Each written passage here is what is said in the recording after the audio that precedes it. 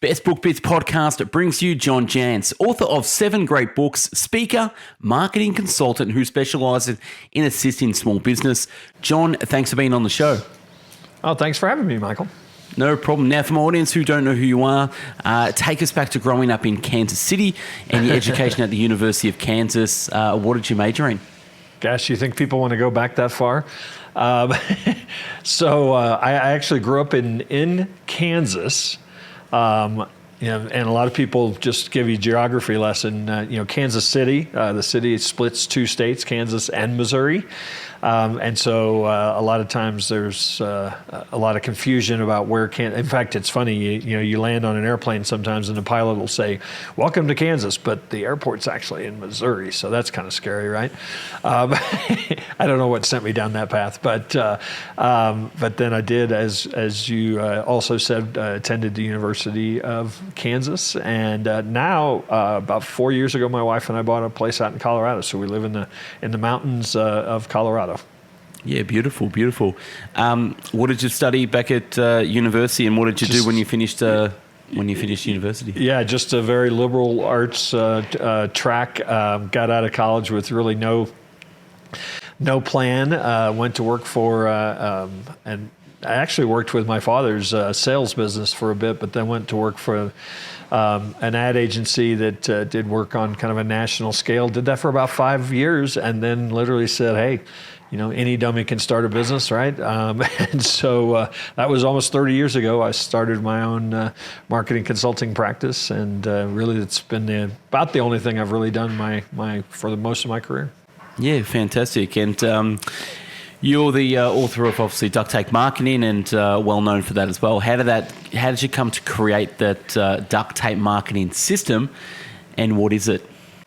Yeah, so it was probably a little backwards. A lot of times people write books and then they develop a practice out of those books. But when I started my own practice, I knew I could hustle work. I didn't have any kind of plan. I got whatever came along: big clients, little clients, big projects, little projects.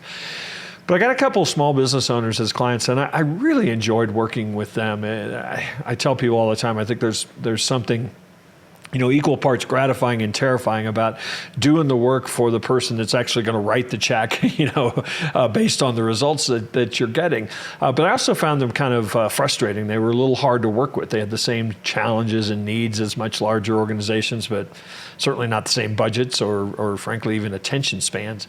So, one day I just decided I need to develop an approach where I can walk in and say, "Look, here's what I'm going to do. Here's what you're going to do. Here are the results we hope to get. Here's what it costs. Do you want it or not?" And I quickly learned that in trying to solve my great frustration, I actually tapped into what is still today, I think, one of the greatest frustrations with small businesses. In fact, it's gotten even harder, I think, every day for small businesses to buy marketing services. And so I was really tapping into an approach that made marketing make sense. I was talking about a marketing system that was going to start with strategy before tactics. You're going to know what it cost. And so that was really the genesis of Duct Tape Marketing. As I discovered that people really wanted that approach, I thought, well, I've got to give it a name. I've got to give it more of a brand. I came up with Duct Tape Marketing, quite frankly, on a whim. It just felt like the right metaphor for what it's like to work in a small business. It doesn't always have to be pretty. It just has to work. Certainly, maybe not as much in other parts of the world, but in America, there's just a strange fascination with all things duct tape. So the name, it really resonated. I mean, I've had people telling me, I totally get it. That makes sense. What a great name. So that was actually my business and the name of my system. It later became, as I practiced, as I started to write about it and develop a little bit of a national following, it became the name of my first book as well. And frankly, just now kind of is the catch-all name for my brand. It's, my book, my podcast, my consulting practice, I have a network of independent marketing consultants now that license the Duct Tape Marketing system. So it's really just kind of become the catch-all for our brand. Yeah, Thanks for explaining. I'll give my audience just a bit of a brief on the Duct Tape Marketing book. So in 2007, you published Duct Tape Marketing, the world's most practical small business marketing guide, which outlines your systematic approach to marketing. And I want to jump into sort of what the book is divided into and talk a little bit about what it is. So the book's divided into 3 parts. Part 1 is titled The Duct Tape Foundation, The Way to Sticky Marketing, and deals with the laying of the groundwork for a successful marketing system. Can you expand on that a little bit, John? Yeah, so my approach that still surprisingly is somewhat innovative is that marketing needs to start with strategy before tactics. And a lot of people say that, but the confusion is that, just Google the term marketing strategy and you will be presented by a list of marketing tactics.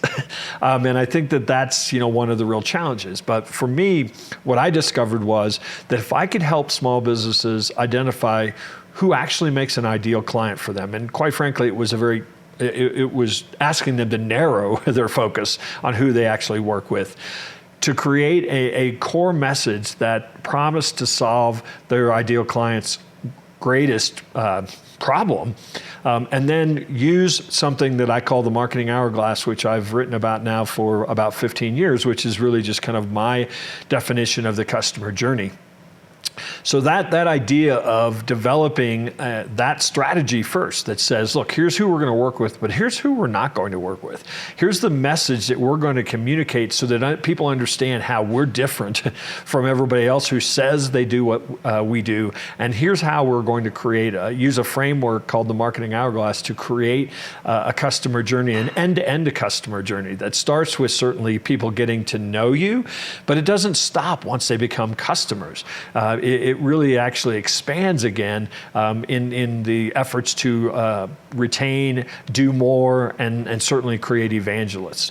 So that approach, that essentially what I'm calling a marketing strategy, really then allows us, and we'll jump into part 2 there, really allows us to then go out and pick the right tactics, the right channels, the right platforms where we can communicate that message. Awesome. I want to unpack one thing that you said, which I think is super important as a business owner, is it's decide who you're not going to work with.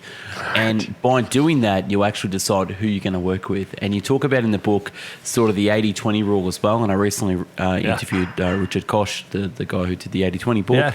And if you focus on those 20% of your top customers, that's part 2 of the book where you talk about the duct tape lead generation machine, turning stickiness into a system that works for you and getting it focused on implementing the strategies of part 1. I think that was one of the biggest takeaways I got from reading the book recently as well, is finding out who you want to work with or who you don't want to work with, which is getting clear on your ideal customer. Does that make sense? Yeah. Yeah, completely. And what I try to do is make that very practical because, I think most people would agree with that, that sentiment, but then somebody shows up and says, hey, but I'm going to pay you to do this work, and it's like, well, no, we don't work with you. That for a lot of people is hard, very, very hard. It's hard for me still today to say no to engagements that I know are not going to be a good fit.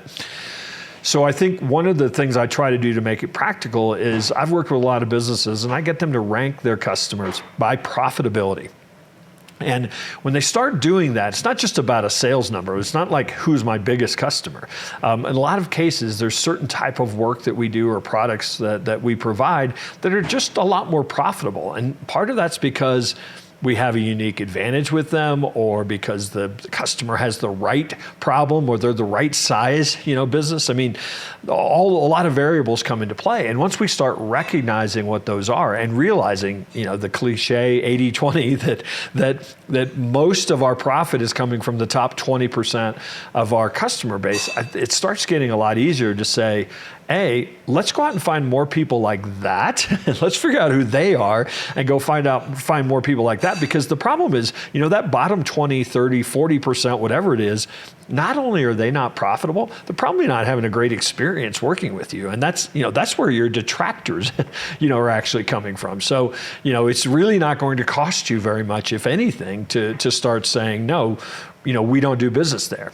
And it's not just a matter of saying, no, we're not going to take this order, and we're not going to take this business. It's really more about reshaping your messaging, your positioning, how you're communicating. You'll just stop attracting people that aren't a good fit. When I started in our marketing, changing our message to strategy before tactics, that alone turned some people away. It turned away that person that wanted the idea of the week or the tactic of the week, or do you do this social platform? Because we communicated that we believe marketing is best done if we start by taking the time to develop an effective strategy. So it's not just about saying, here's who we do business with, here's who we don't. It's attracting, that client that is ideal. Yeah, and I like how you put it in the book. You talk about finding the IBP, ideal buying persona. So that is challenging, but you first need to select that potential group that possesses that need to use your product. Is that sort of in a nutshell what you're talking about there? Yeah, it really is, and it comes down to a lot of factors. It's not, a lot of times people will just default to, I'm going to go out and say, what would be the best opportunity for me to attract, a certain niche or something.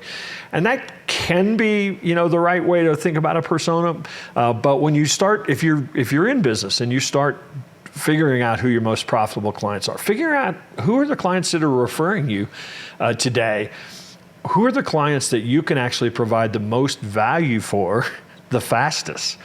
Those are some ways for you to really start thinking about narrowing to who you're going to go after, because there's certain, if you understand who that client is that you can provide a lot of value for very quickly, that's going to be a profitable engagement. That's going to be somebody that's happy, that's going to be talking about you and referring you. So, I think a lot of times we get caught up in trying to say, who would be a good fit for me? Well, ask yourself this question: who would you be a good fit for? Because that, in many cases, is the true secret to profitability. Yeah, and I like how what you said is going to segue into my next question, which was the only real marketing there is word of mouth, word of mouth, which you talk about a lot. And word of mouth comes from it comes from 20% of your customers, not from 80% of your customers. And it's from doing great business and forming those great relationships with those 20% who would give you the next. So you talk about sort of finding your base and working with that too. So yeah, I got a lot out of that as well. Moving on from duct tape marketing. So you answered my question before with you started the Duct Tape Marketing Network. Just expand a little bit on what that is and what that's all about. So as I started writing about these principles of duct tape marketing, I started hearing from other marketing consultants and small agencies saying, yeah, that's a frustration we have too. This system that you've put together, the way you're talking about it makes sense. Why don't, can we join? And frankly, it was always kind of my intention to think, well, yeah, how can I, I don't want to build an agency with hundreds of consultants. How can I serve thousands of small business owners? So it was a great way for me to take this, what people were seeing as an innovative approach to marketing and being able to multiply it. And so, today the Duct Tape Marketing Consultant Network is about 200 agencies and independent consultants who license our tools, learn our methodology, are able to use things like the marketing hourglass. But frankly, they also collaborate. It's really, a lot of solopreneurs in this group, and it's a great way for them to be a part of an organization of like-minded individuals that where they can share and collaborate and help each other grow their businesses. So it is, on one hand, it's a training, licensing that turns basically into a membership organization that people stay in. In many cases, we have people that have been in for the full 10 years that I've been doing this. Yeah, wow. Congratulations. Thank you. Before we jump into the new book, which is called The Ultimate Marketing Engine, you've written quite a number of other books as well after Duct Tape Marketing. What are some of those books that you've written after that? Well, so the next book that people would probably recognize if they followed Duct Tape Marketing at all is The Referral Engine. And that was my second book, and it came in a lot of ways out of the fact that as I was working duct tape marketing, as I was writing duct tape marketing, as I was talking to thousands of small business owners, I kept hearing over and over again that the majority of their new business was coming by way of referral or word of mouth. But the follow-up question was like, what are you doing about it? Well, nothing. I just accidentally get some referrals. There was a recent Texas Tech survey that validates kind of this idea, and they surveyed 2,000 small business consumers of small business, had businesses that were small business that they did work with, and 86% of them said that they had a business that they loved so much they would happily refer. Love doing work with them. Only 29% actually did. And so the idea behind the referral engine was, what about creating a systematic approach to making yourself, first off, referable, and secondly, intentionally generating more referrals. And I go beyond customers in the book. Certainly, everybody should be generating referrals from their customers. I mean, they know how brilliant you are. Some already are referring. So what can you do to actually elevate, their activity in referral? But I also go very deeply into this idea of creating strategic partner networks. A lot of times there are businesses that have your same ideal customer as a customer that could introduce you to hundreds, thousands of folks if you have something that they need, if you have something of value for their customer base. I built a great deal of my following in the early days around reaching out to software companies and companies that I knew had small business owners as their main clients, and offering them content, offering to do webinars for them, offering them ebooks that they could co-brand and send out to their entire customer base. And they needed or wanted that content. And so by me showing up and saying, hey, here's what's in it for you, I was able to build a large following and get a ton of exposure from some very large strategic partners when I was just getting started. Yeah, that makes a lot of sense, and it's quite smart as well. Go to the big ponds where your audience is basically congregating and fishing those ponds instead of just going straight. Back to the referral thing. Yeah, I want to. Because a lot of times people miss this point. It's not just fishing there; it's being invited to, as an honored guest, to the little secret fishing hole that nobody knows about. I mean, it's and the way you do that is not by just saying, "Hey, you've got people that I need," introduce me to them. It's you show up first and say, here's something of value that I can give you so that we can establish a relationship. I'll go a step farther tactic-wise. I started my podcast for that reason. I've now been podcasting since 2005, but I started it initially because it gave me an excuse to reach out to people I wanted to meet and build a relationship with, but not as a way to pick their brain, but as a way to promote their book. So they were willing to come on to my show. So I think that point of view can't be overstated. Exactly what I do, John. I reach out to yourself to help promote your books and through the podcast as well. Right. Thank you for unpacking that about being invited. One of my favorite sayings is, how can I add value? And if you reach out with the olive branch, how can I add value? Well, no one's going to say no to adding value. And it's a great introduction. It's a great step forward. One of the notes I got from the book with the referrals is human beings are psychologically wired to make referrals. Why is that? Well, we can go as deep and crazy as you want in this, but you think about like the dawn of time. I mean, if I needed to know where the water was, or I needed to know where safe passage was. I mean, I was going to have to rely on somebody else, to help me. So I was certainly going to help others as well. So I think that's kind of the idea of being wired to do it. I think that it almost is a survival mechanism, or certainly was at one point. But in a lot of ways today, it also provides social capital. I mean, if I'm the person who's in the know, if I'm the person that can always, you call me up if you need a referral, you call me up if you need to know, this thing or that thing. I mean, that a lot of people thrive on that kind of feeling. We also, as humans, if a company exceeds our expectations, I mean, how many times have you done this? You go to some place and you're surprised, you're blown away by something they did. Well, we now have the tools, the megaphone basically, to talk about that and share that. And it kind of makes us look smart, right? I mean, we found this great place, we got this great deal, we are a key customer of this certain organization. I think we just like to share those details, and now we have so many places we can. Yeah, I'll give you a prime example of that.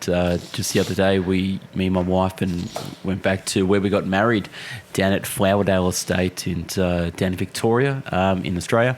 And we had such a great experience. Obviously, we had a 3-day wedding about six years ago, and we clicked. The owners clicked. It was great. Okay, yeah. And we hadn't been back there for 6 years, and we thought we'd bring our 2 small children, my little boy Archer and my baby girl Avery, with my wife, and we rolled up there, and the lady was still there preparing another wedding, and she ran straight to us, and it was just like yesterday, hugs and kisses. We had an amazing 4 or 5 hour lunch with the family, and that's just a business. But the experience that we got, we were advocates for that business. So for the last 6 years, we've been telling everyone about that particular estate where to get married. But I was the referral engine for that, and so were so many others as well, just because of the experience that we had too. So yeah, I just wanted to put in that little mini story through there. But to get back to what you were saying, yeah, definitely makes a lot of sense. With the other books, what were the other books before the new book came out as well?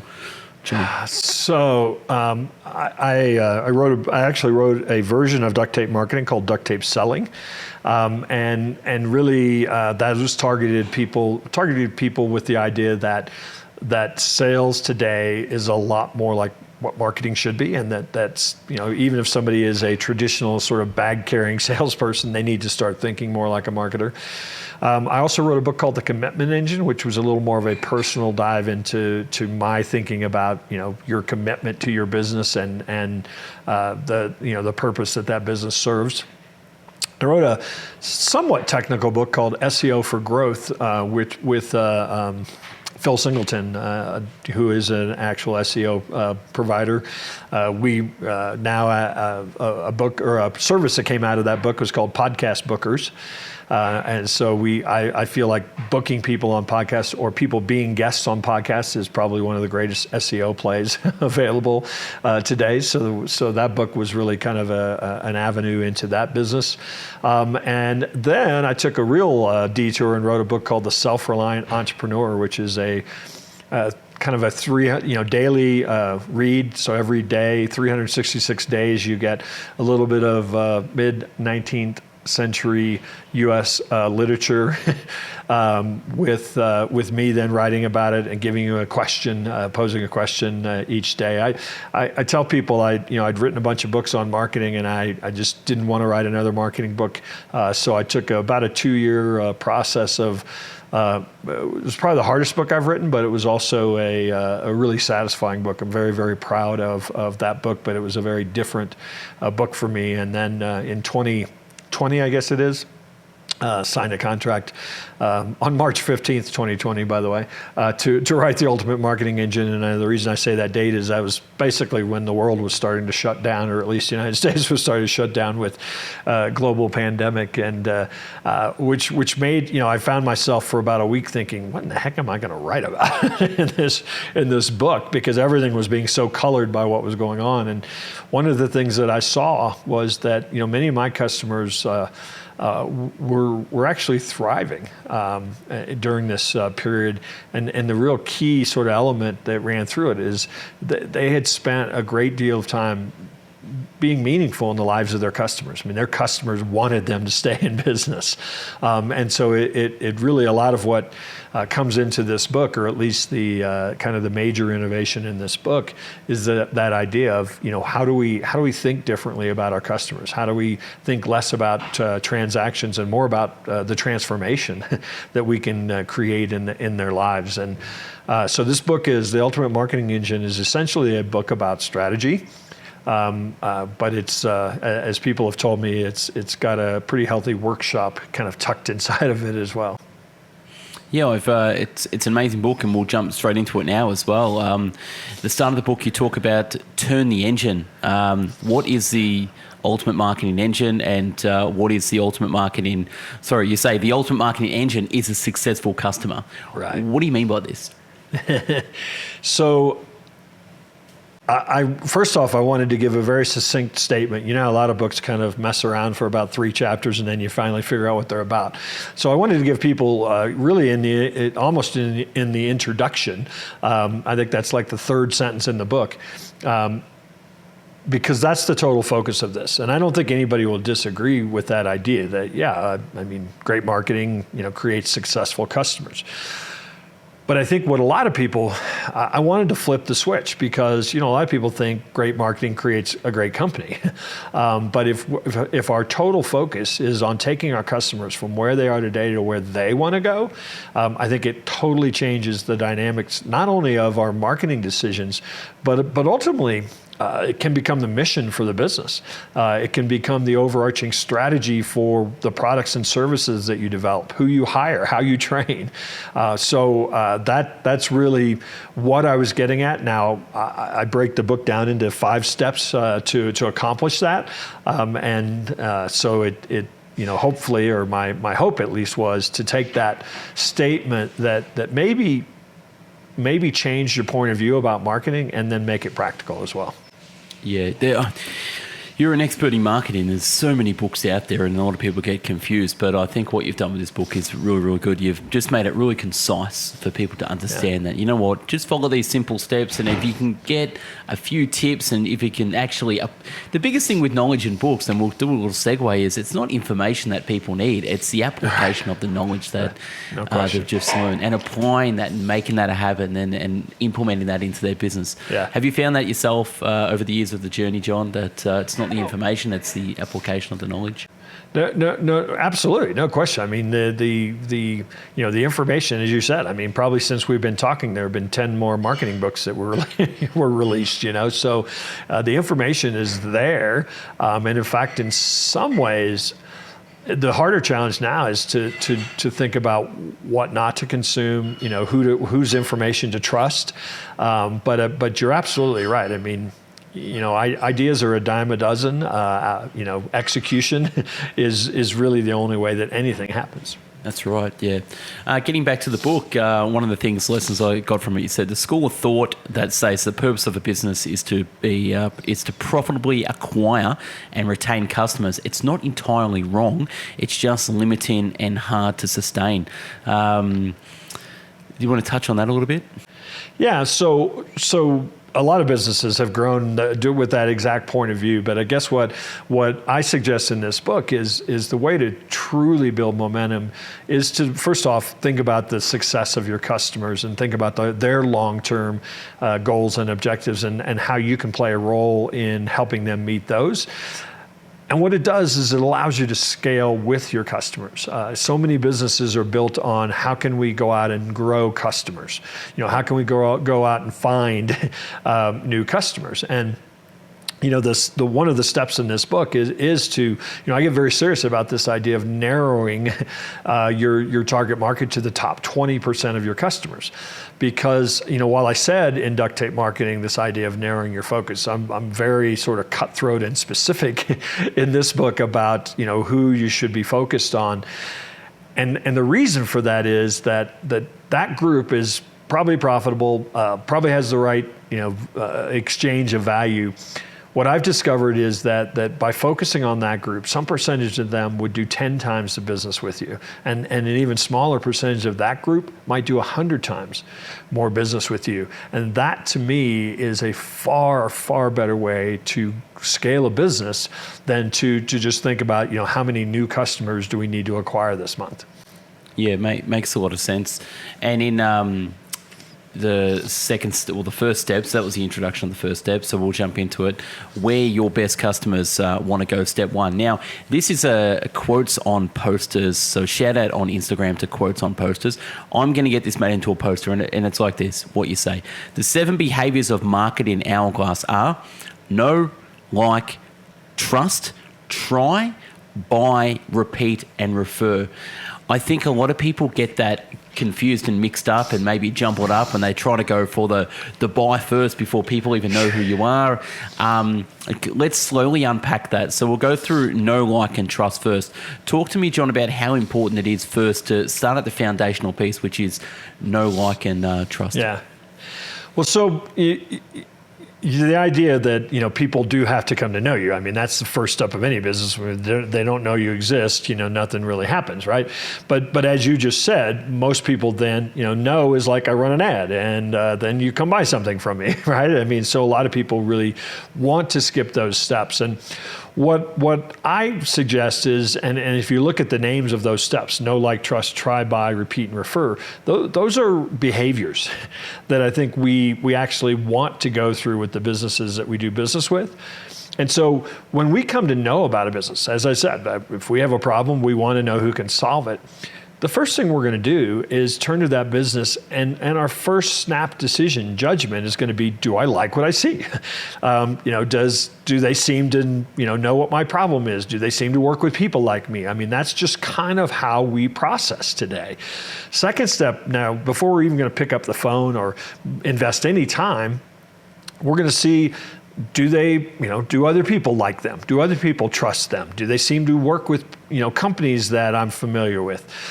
Do they, have case studies? I mean, we want to develop a level of trust before we take the next step.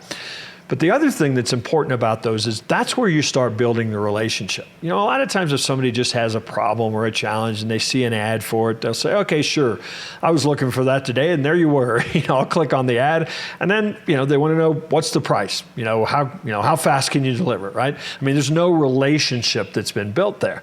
But when you intentionally take people through those stages and teach them, why they should like your business, teach them why they should trust your business, all of a sudden, first off, you're going to repel people that aren't a good fit at all. And so you're not going to be wasting your time with people that aren't a good fit.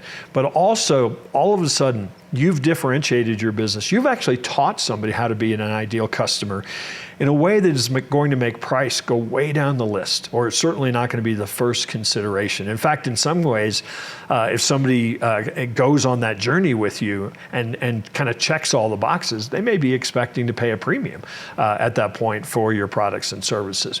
So there's a real intentional purpose for this idea of creating a journey, guiding people through the behaviors that they want to go through, because that's how you differentiate your business, but you also attract that ideal customer.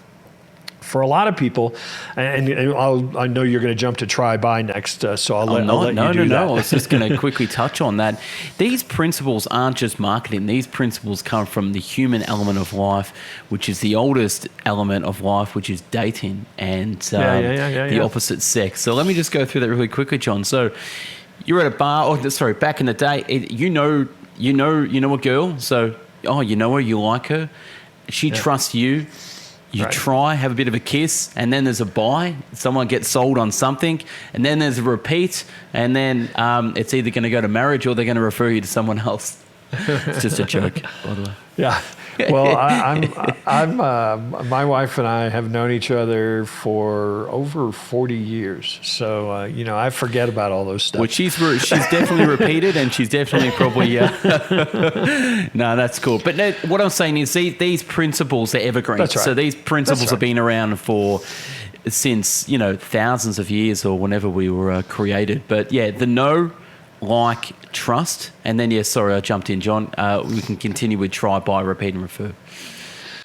So, those first three stages are where you build the relationship. Those second two stages, in my mind, are actually where you cement the long-term viability. So, so many marketing funnels and, all the various terms marketers use kind of stop at buy.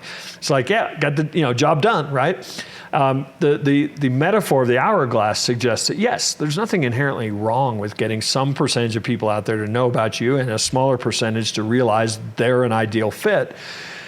But to me, the real excitement happens after somebody becomes, certainly while they're becoming, but then certainly after they become a customer. We all know that it's so much easier to sell more to people who already trust us than it is to go out there and earn that trust from somebody else. So what the steps of try and buy suggest is that we have to have an intentional thought about how people try our business. Now, everybody's familiar with the 30-day software trial. I mean, that's a gimmick or a tactic to get somebody to go, oh, okay, I didn't have to risk any money. I got to use it. Seems to work for me. Okay, now I'm going to pay for it. But you better believe if somebody picks up the phone and calls your business to ask you a question, they are trying you.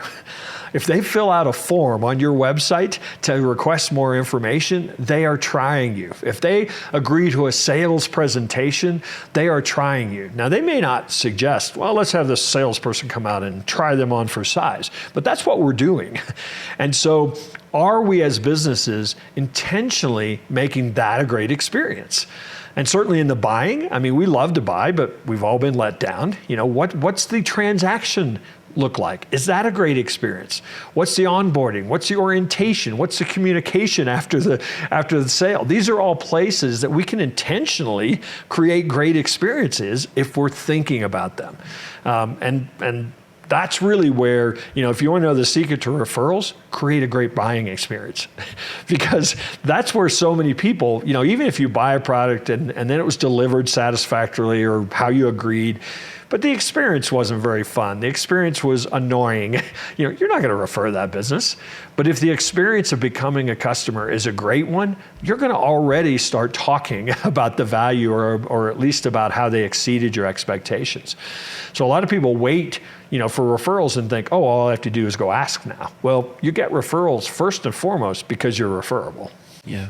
Well, I've been in the luxury automotive space for nearly 15 years, and I can tell you that for the best customers or the best experiences, the transaction on the price, it's just a facilitation. It's really not the end part. Most of the stuff has got to do with try, and then that trying turns into buying. So once the know, like, trust factor. Thank you for expanding that. And I want to just move on because I know we're going to run out of time really quickly. Step 2, you talk about the real problem you solve. So the real problem you solve, people don't buy products or services because they want them, but because they believe that you will solve a problem. Can you expand on that, John? Well, the reason I kind of throw cold water on that, you know, nobody wants what we sell, you know, they want their problem solved, is because 90% of the businesses out there are talking about them. They're talking about their product. They're talking about their solution. And while the market wants that solution, it's only if they can attach it to solving, you know, the biggest problem that they have. So a far better approach is, this is probably best used as an example. An example I have in the book is a tree service that we interviewed their customers. You know, we looked at their reviews. We started understanding the real problem that they solved. After we saw 6 or 7 times in their reviews, they show up when they say they will, and they clean up the job site, you know, meticulously. Nobody said they cut down trees beautifully. You know, I mean, heck, they have a truck and a chainsaw, right? So the market believes you can cut down a tree. But what they don't believe is that you'll show up when you say, because they've been let down before, that you'll clean up the job site. I won't even know that you were there because they've been let down before. So this tree service now promises to show up when they say they will and to clean up the job site before they leave. In fact, they have a 27-step process to assure that the job site is cleaned up. They have an on-time guarantee or you get a discount. So this core message, this point of differentiation addresses the problem that their best customers have and makes that the strategy for their business. So what I suggest that you do to try to get at this idea, because if I asked most small business owners, what problem do you solve? They couldn't tell me. Well, people want insurance, so they buy insurance from us. I don't know, you know, what problem we solve.